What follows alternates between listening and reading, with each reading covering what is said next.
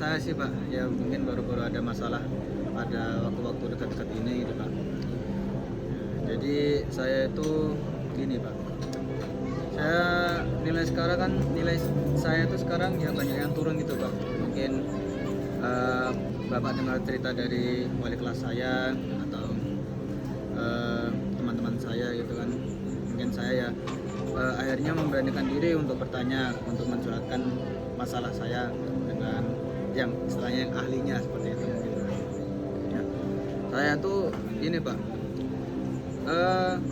orang tua saya itu pintar dalam bidang akademik, ya matematika atau ilmu-ilmu pengetahuan alam atau yang lainnya, itu pintar. Nah, pada saat nilai saya jelek gitu ya, nilai saya itu jelek, orang tua saya tuh selalu memarahin saya. Tidak memberi nasihat, dukungan, mesti selalu memarahin saya, marah terus tanpa ada batasnya. Padahal sendiri orang tua saya tidak pernah mengajarkan saya ilmu-ilmunya, kepada saya tidak pernah. Jadi saya hanya dituntut buat di sekolah itu agar saya tuh nilai saya bagus dan berprestasi. Padahal dalam pengasuhan orang tua itu, orang tua saya tidak mau atau jarang mengajarkan saya ilmu-ilmu yang beliau miliki kepada saya. Hanya cuma bisa ngomel saja, nilai saya jelek dikit ngomel, dan itu membuat tekanan kepada saya Bapak. Jadi saya tuh di kelas ya mikir terus gimana saya mau bisa pelajaran dari guru saja belum tentu saya tuh bisa masuk 100%. Orang tua tuh pasti juga membimbing.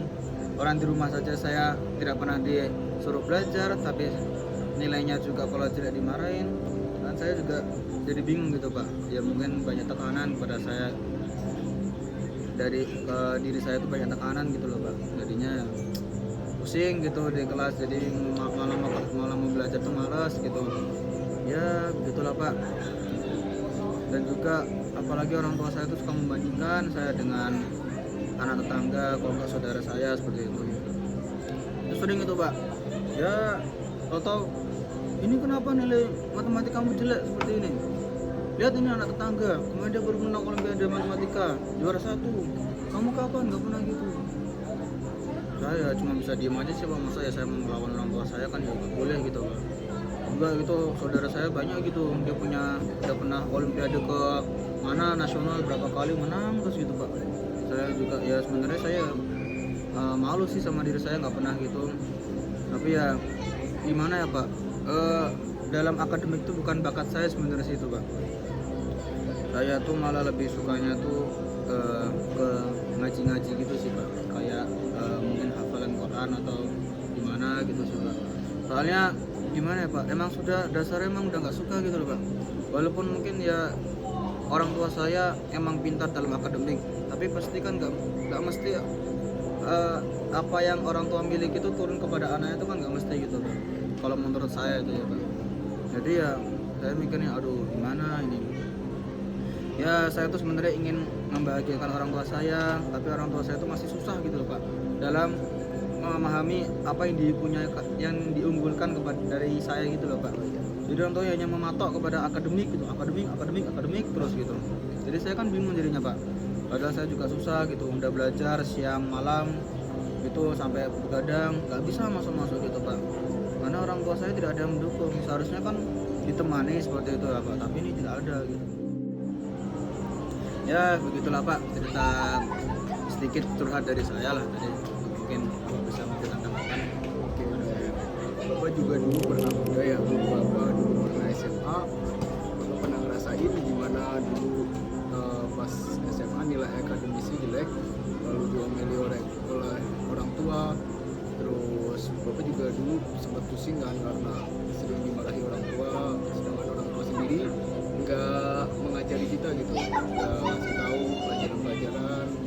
Nah Bapak dulu itu fokus ke minat bakat Bapak punya minat bakat di sepak bola, dulu sampai ikut olimpiade juga, turnamen dan juga dari sekolahan. Nah kan kalau Mas Kucem ini tadi bakatnya di Quran ya, kayak kiro, terus hafalan ya. Nah, nanti kalau ada lomba-lomba dari sekolah, dari SMA, nanti biar Bapak ikutkan, ikut sertakan. Siapa tahu nanti bisa sampai ke jenjang nasional atau internasional. Jadi nanti bisa prestasi buat Mas Ujam kan. Orang tua Mas Ujam pasti bangga banget. Iya, ya boleh lah Pak, diikutkan gitu. Ya tadi saran Bapak tadi seperti itu ya Pak. Dan saya lebih baik untuk mengembangkan di minat bakat saya biar agar orang tua tuh bisa oh saya tuh punya kayak istilahnya kayak apa namanya bakat gitu loh di hal lain, tidak harus di akademis seperti itu ya Pak. Ya terima kasih Bapak, udah malam ini udah karena jadi saya repotin Bapak. Mohon maaf ya Pak. Jadi ya terima kasih saran-saran dari Bapak saya terima. Terima kasih Pak. Terima kasih. Saya kalau ada apa-apa, kalau mau cerita sama Bapak lagi nggak apa-apa. Oh, iya. Ya Pak ya. Ya terima kasih ya Pak. Saya pamit dulu. Oke baik. Ya. Waalaikumsalam.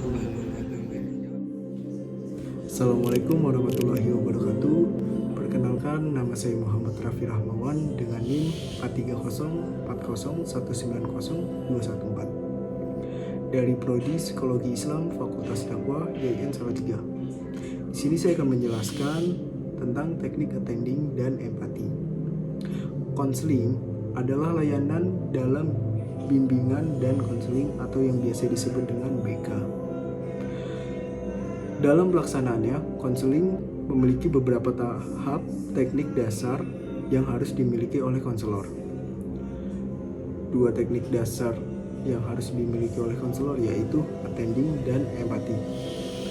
Yang pertama saya akan membahas atau menjelaskan tentang teknik attending. Attending adalah teknik penerimaan atau hadir.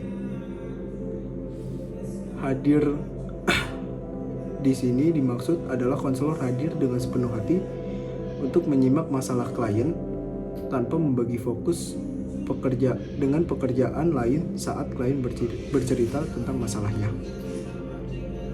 Supriyo dan Mulawarman menjelaskan bahwa attending adalah keterampilan atau teknik yang digunakan konselor untuk memusatkan perhatian kepada klien agar klien merasa dihargai dan terbina suasana yang kondusif sehingga klien bebas mengekspresikan atau mengungkapkan tentang apa saja yang ada dalam pikiran, perasaan, maupun perilakunya. Lalu yang kedua adalah empati. Empati sangat erat kaitannya dengan attending. Empati dapat diartikan sebagai kemampuan konselor untuk dapat merasakan dan menempatkan dirinya di posisi klien. Ada beberapa hal yang harus dilakukan oleh konselor sebelum merespon pernyataan klien. Pertama, konselor harus memperhatikan postur klien dan ekspresi wajahnya. Konselor harus mendengarkan hati-hati apa yang dikatakan oleh klien. Dan yang lebih penting adalah konselor harus dapat memahami perasaan yang diekspresikan oleh klien. Mungkin cukup sekian yang dapat saya jelaskan. Kurang dan lebihnya mohon maaf. Assalamualaikum warahmatullahi wabarakatuh.